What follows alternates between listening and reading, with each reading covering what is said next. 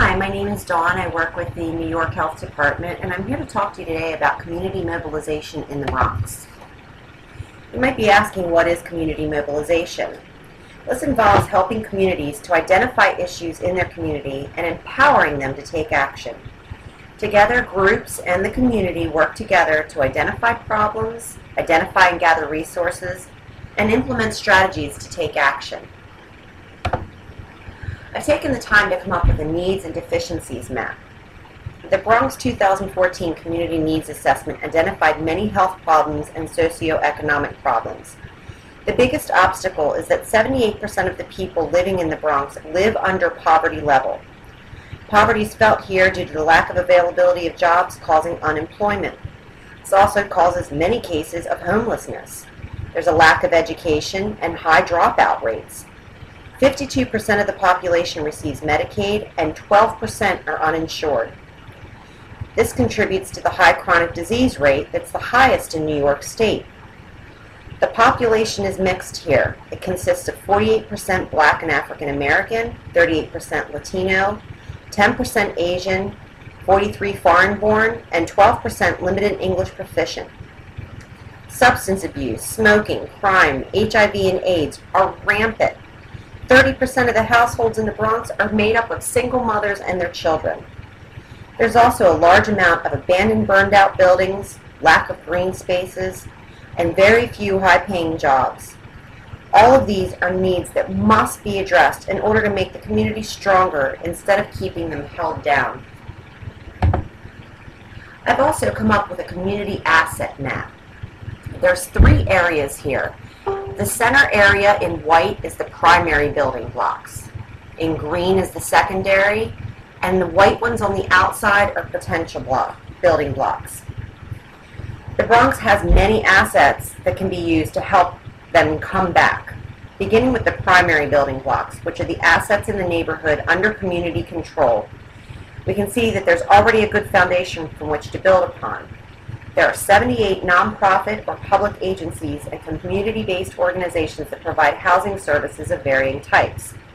These include community centers, emergency shelters, transitional and temporary housing, case management agencies, clinics, and counseling support. Many of these services are provided to people with special needs, such as mental illness, disabilities, substance abuse, HIV and AIDS, veterans, and homeless, just to name a few.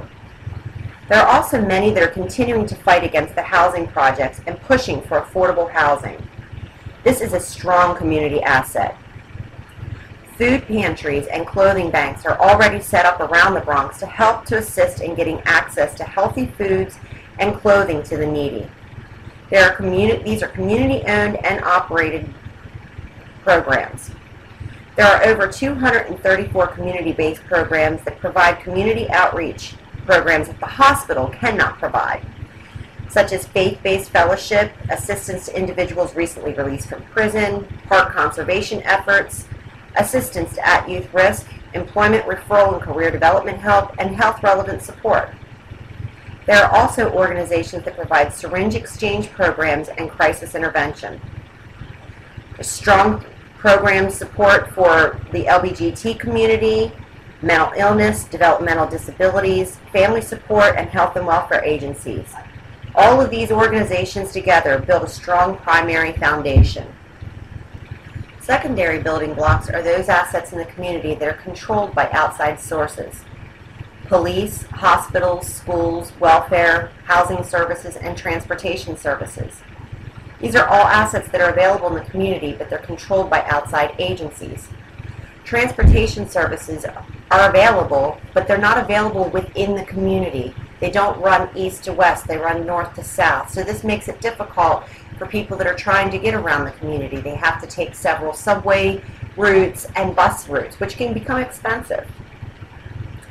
Finally, there's the potential building blocks, those available on the outside, the neighborhood, and controlled by those same entities on the outside. Public information is available, but how do the people get it? We need to make sure people are getting the information they need to get the services they require.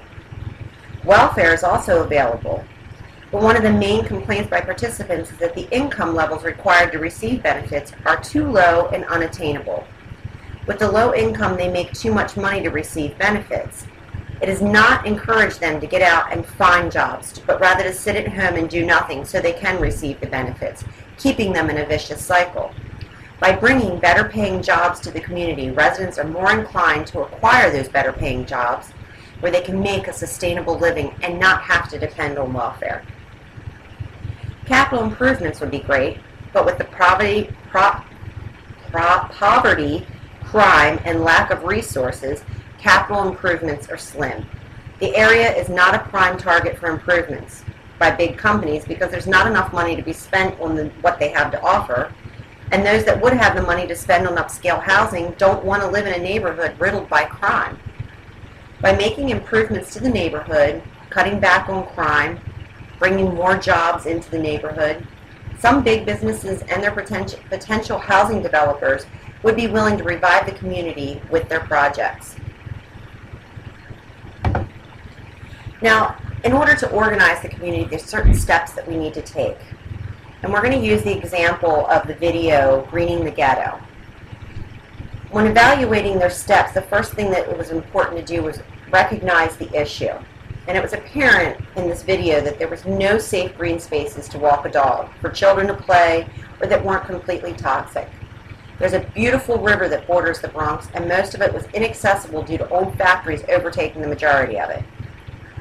The next step was to gain access into the community, and this was not difficult for Majora Carter as she grew up in the neighborhood. She was very familiar with the community. She had roots that ran deep. Her next step was to organize people to help them realize something needed to be done, and she did this by obtaining a $3 million seed grant to develop a park along the river. When taking the steps of assessing the community, Majora realized that with obesity rates, asthma rates, and crime rates due to lack of opportunities for people to develop their potential, this created many of the issues faced by the community. Something needed to be done. The next step was to determine the priorities and set the goals. She did this by coming together to make sure that land use zoning laws could be changed to prevent more toxic waste from facilities from setting up in the community. And she also moved for more green spaces and environmentally friendly projects were undertook.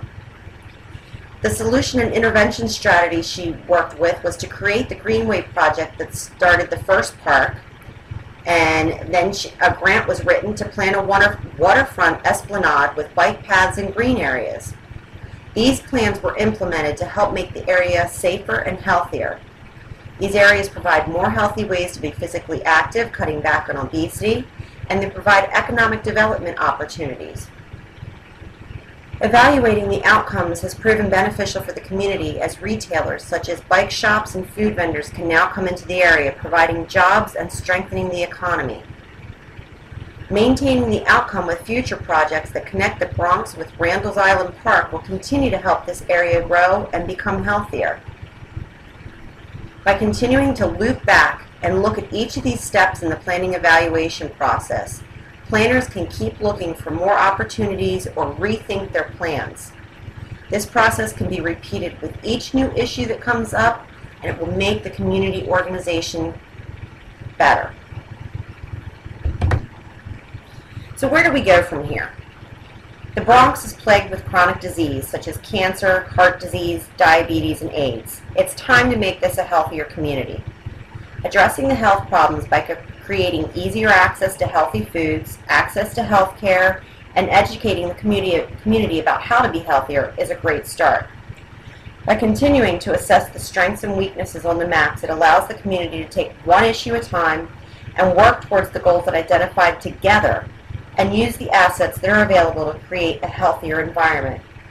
This community has nowhere to go but up. With continued environmental and economic improvements, this community can become the healthy, thriving community it once was. So what's the health department's role in all of this? Well, my role as a health department representative is to maintain a relationship with you, the community, so that I can become a liaison between the community and outside resources needed to develop this community. It's my job to help empower the people of this community to organize together and create an environment they want to live in. My role will allow me to continue with assessing needs and assets in the community, work with the community to determine priorities and goals, create solutions and interventions, and help implement those actions. By continually evaluating these strategies, the health department can help the community to work together to maintain steady progress and continually strive to create a better community. Just remember, never doubt that a small group of thoughtful, committed citizens can change the world. Indeed, is the only thing that ever has.